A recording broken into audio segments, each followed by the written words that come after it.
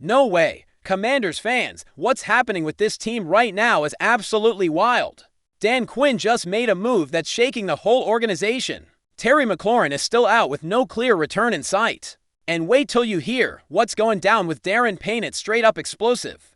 Let me tell you this, if you thought this season couldn't get any crazier, you're dead wrong. Stick around till the end, because what I'm about to reveal about this team's future will leave you speechless. News 1, Dan Quinn takes over the defense look after years of watching this team struggle on defense.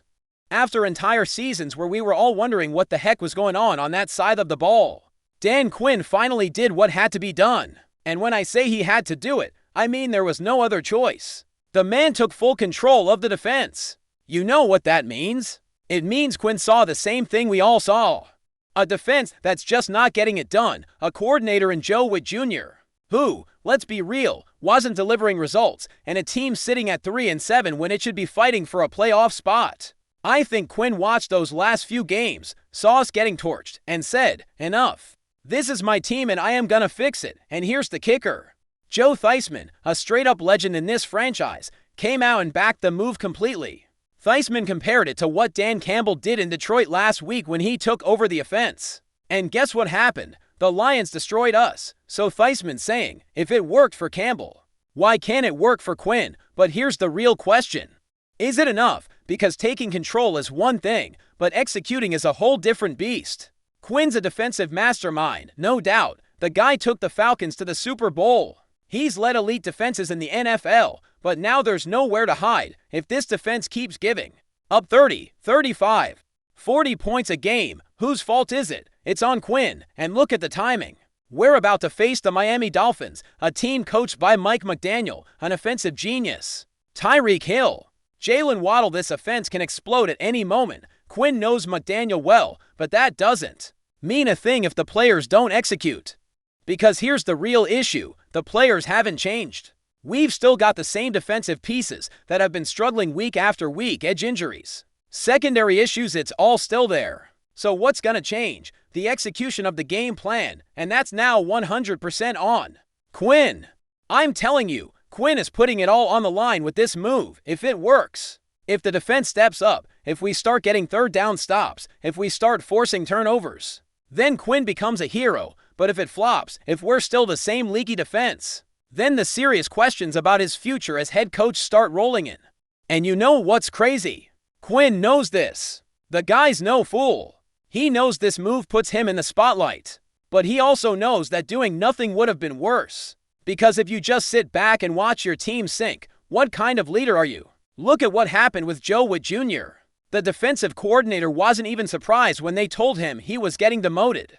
You know why? Because he saw the numbers too. He saw how this defense has been getting torched lately. He knew something had to change. Now it's on Quinn to do what Witt couldn't. He's got to find a way to get the most out of the talent we've got. Jerson Newton needs to step up. Javon Kinlaw's got to be more consistent.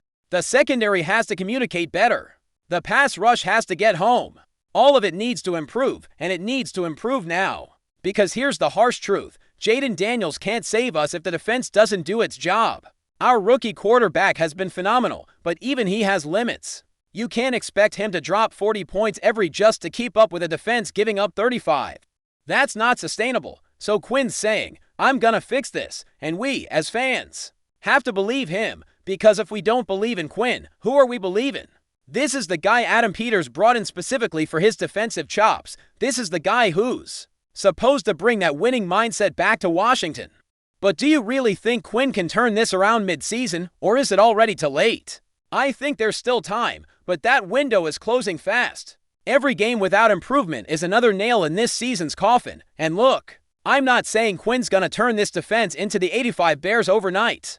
But we need to see progress. We need to see that the adjustments are working.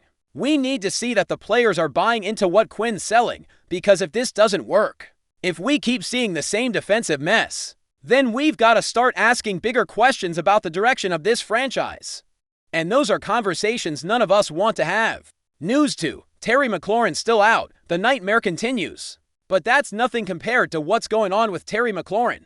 And when I say this is a nightmare, I'm not exaggerating. Scary Terry is about to miss his 6th game of the season.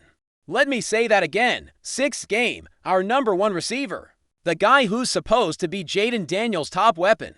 The player we gave a massive extension 2 years ago. Has missed more than half the season. How is this team supposed to function without its best receiver? And here's what's really got me worried. Dan Quinn came out and said McLaurin is progressing, that he's doing field work, that they're taking the next steps. But you know what? We've heard this before. Week it's the same thing. Terry's getting better. Terry's close. Terry's making progress, but he's not playing. This quad injury started back in Week 3 against the Raiders. Week 3, we're in Week 11 and the guy can't suit up. I gotta ask, how serious is this injury really? Because something doesn't add up. Quad injuries are serious, sure, but 8 weeks is a long time, and you know what's worse? We don't have a true #1 to replace him. Jahan Dotson's doing what he can, but he's not Terry. Diami Brown's had a few flashes, but he's not Terry.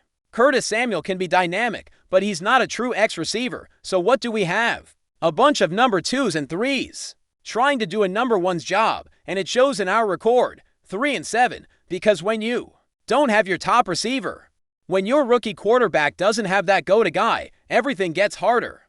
Defenses can stack the box. They can bring more pressure on Daniels. They can play more aggressive because they know we don't have that deep threat Terry brings. Look, I get that injuries happen. It's part of the game.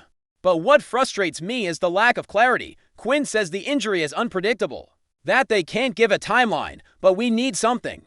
Fans deserve to know if Terry's coming back this season or not, because if he's not, we need to adjust our expectations completely. And here's another uncomfortable question.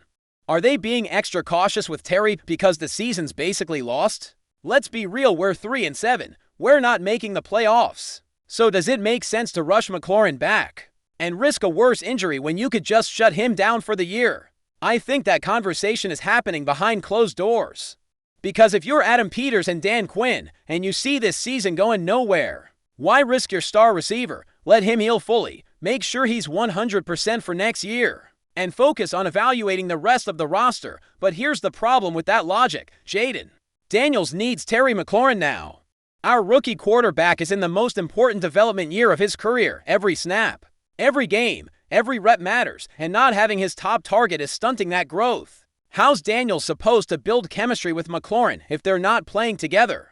How are they supposed to learn to read defenses together, adjust routes together, build that trust you need between a quarterback and his #1? You can't do that in practice. You need real games. And look at what's happening to Daniels without Terry. The kid's getting hit more. He's forcing throws to guys who aren't open. He's having to make plays with his legs because he doesn't have reliable options in the passing game. That's not good for his long-term development. So now Quinn says McLaurin's doing field work, that they're in the next steps. But what are those steps? How long does each step take? Are we talking weeks, months? We need more info. And here's what really worries me. What if this injury is more serious than they're letting on? What if there are complications they're not telling us about? Because 8 weeks for a quad injury is unusual. Most guys are back in 4 to 6 weeks. So what's really going on? I'm telling you, we need transparency. Commanders fans have been through too much over the years to be kept in the dark about our best receiver. We deserve to know what's really happening with Terry McLaurin. Because if this injury is going to keep him out the rest of the season, we need to know now. We need to shift our mindset. We need to understand that this year is about development, about evaluating young talent, about building for the future. But if there's a real shot Terry comes back after the Week 12 bye, then we need to know that too, because that changes everything. With Terry back, this offense looks different. Daniels has more options. Things open up. News 3, Darren Payne, the uncertain future of a defensive cornerstone. And just when you thought we were done, here comes the Darren Payne bombshell. And this, Commanders fans, is where things get really interesting. Because we're talking about the future of one of our most important defensive players. First, let's talk about the present. Payne is serving a 1-game suspension for his altercation with Amon-Ra St.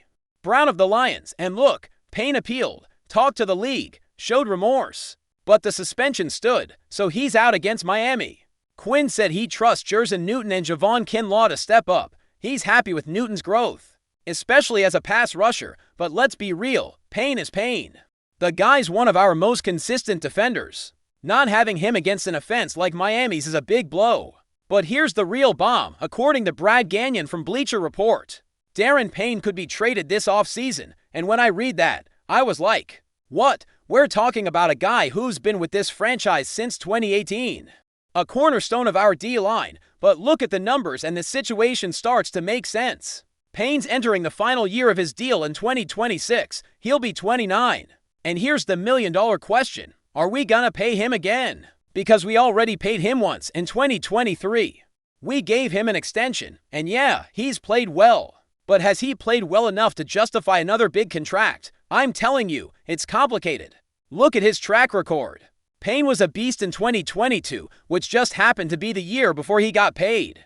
Then in 2023, his production dipped a bit. This year he's been better, but not back to that 2022 level. See the pattern. The guy balls out in contract years, then cools off a bit after.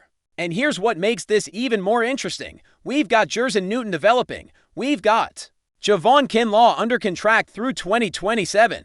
Sheldon Day's been a pleasant surprise, so do we really need to pay Payne again? Adam Peters has to be thinking about this. Because if you can trade Payne this offseason and get a decent draft pick, doesn't that make sense? Especially when we've only got 6 picks in the 2026 draft. We need draft capital. We need young, cheap talent. And look, I'm not saying Payne isn't good. The guy is good. But the NFL is a business. And sometimes you've got to make tough calls based on value and the team's future. But do you think Peters would actually do it? Trade one of our most respected vets? I think it all depends on the offer. If someone comes in with a second-round pick, Peters has to seriously consider it. Because here's the reality. If we don't trade Payne this offseason, then we've got to decide whether to extend him before his contract year, and if we don't, we risk losing him in free agency in 2027 for nothing. So Peters is in a tough spot. He's got to figure out if Payne is part of this team's long-term core. He's got to decide if it's worth investing more money in a defensive tackle who's going to be pushing 30. He's got to think about whether that money would be better spent elsewhere. And here's another factor. Payne's discipline. That incident with St. Brown wasn't a good look. Yeah, Payne showed remorse. Yeah, he talked to the league, but the fact is, it cost us a game. And when you're deciding whether to hand out another big contract, that stuff matters. Now, Quinn said it was out of character for Payne. That he's only been flagged once all season, and that's true. Payne's not usually a dirty or undisciplined player, but in a crucial moment of the season, when every game counts, he lost his cool. And you know what? That worries me. Because if you're Peters and you're thinking about giving this guy another big deal, you need to know he's going to keep his head in high-pressure situations. You need to know he's not going to make dumb mistakes that cost the team. So what's going to happen? I think Peters is going to listen to offers. He's going to see what kind of value Payne has on the trade market, and if someone makes a solid offer, I think Peters pulls the trigger. But I also think if he doesn't get the offer he wants, Peters is fine keeping Payne for 2026 and letting him play out his contract year. Because the guy is still productive, he can still help this team, and if he balls out in his contract year, maybe you think about extending him. If not, you let him walk. What I don't think happens is Peters giving Payne a big extension before his contract year. That just doesn't make sense given everything we've talked about. Payne's production pattern, his age. The other options we've got at all points to Peters waiting and seeing, and look. I get that this is tough for some fans to hear. Payne's been here since 2018. He's one of the few guys who's stuck with us through all the craziness. He's got history with this team. But Peters wasn't hired to be sentimental. He was hired to build a long-term winner. And sometimes, that means making hard decisions about veteran players you love. So there you have it. Commanders fans, Quinn going all in by taking over the defense. Terry McLaurin stuck in a frustrating limbo that's got everyone worried. And Darren Payne facing an uncertain future that could see him in a different jersey next season. These are the stories shaping the direction of this franchise. And I want to know, do you think Quinn can really fix this defense? When do you expect to see Terry back on the field? And should we trade Darren Payne or keep him? Drop your thoughts in the comments. Because I want to hear from you. This is a community, a family of Commanders fans who live and breathe Burgundy and Gold together.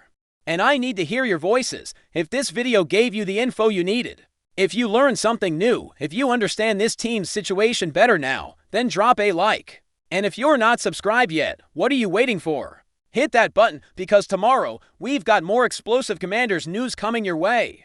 Because this isn't over, there are still games to be played, decisions to be made, futures to be decided, and I'll be here every day bringing you the deepest analysis, the realest takes, and the most passionate coverage of this team. We are Commanders Nation, we are a family, and we're gonna ride through this together.